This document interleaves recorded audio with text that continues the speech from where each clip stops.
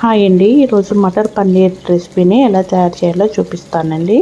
Stove మీద కడాయిని పెట్టుకొని 2 tea స్పూన్ల వరకు ఆయిల్ని వేసుకొని ఆయిల్ వేడెక్కినాక 1 టీ స్పూన్ వరకు జీలకర్ర, అలాగే 2 మీడియం సైజు ఆనియన్ చిలుకలుగా కట్ వేసుకొని ఆనియన్ అనేది కాస్త మగ్గించుకోవాలండి. ఇలా ఆనియన్ అనేది కాస్త మగ్గిన దాంట్లో 1.5 టీ స్పూన్ వరకు జింజర్ గార్లిక్ పేస్ట్, అలాగే 3 బాగా పండిన టమాటోలను వేసుకొని టమాటో అంతా మెత్తపడినంత వరకు అయితే వేయించుకోవాలండి.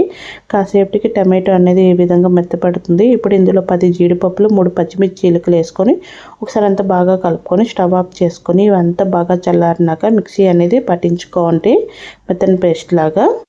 ఇప్పుడు స్టవ్ మీద వేరొక ప్యాన్ పెట్టుకొని 2 చుక్కల వరకు ఆయిల్ వేసుకొని ఇక్కడ 200 గ్రాముల వరకు అయితే పన్నీర్ని వేసుకుని ఇది మీడియం ఫ్లేమ్లోనూ ఒక పక్క మంచి గోల్డెన్ బ్రౌన్ కలర్ వచ్చినంత వేయించుకోవాలండి.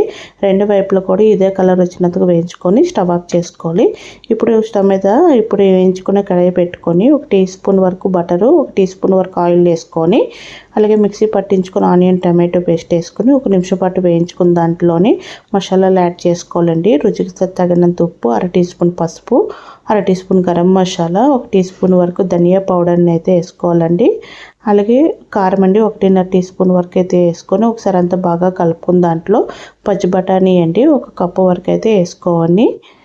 ఒకసారి అంతా బాగా కలుపుకొని మిక్సీ జార్లోని 1 గ్లాస్ వరకు వాటర్ని అయితే వేసుకొని ఈ వాటర్ అనేది ఈ గ్రేవీలో వేసుకొని బాగా కలుపుకొని మీడియం ఫ్లేమ్లో ఒక 5-6 నిమిషాలు అయితే ఉడికించుకోవాలండి. గ్రేవీ అనేది మూత పెట్టుకొని 5-6 నిమిషాలకి కర్రీ అనేది ఈ విధంగా దగ్గర పడుతుంది. ఇప్పుడు ఇందులో మనం వేయించుకున్న పన్నీర్ అనేది కట్ చేసుకొని అయితే వేసుకోవాలండి. అలాగే ఇందులోని కాస్త కసూరి మేతి కూడా వేసుకొని ఒకసారి అంతా బాగా కలుపుకొని 1 నిమిషం పాటు మగ్గించుకోవాలండి. కర్రీ అనేది మగ్గించుకొని స్టవ్ ఆఫ్ చేసుకోవడమే.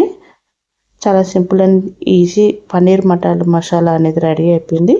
తయారు చేసుకున్న కర్రీ రైస్లోకి, రోటీలోకి బాగుంటుందండి.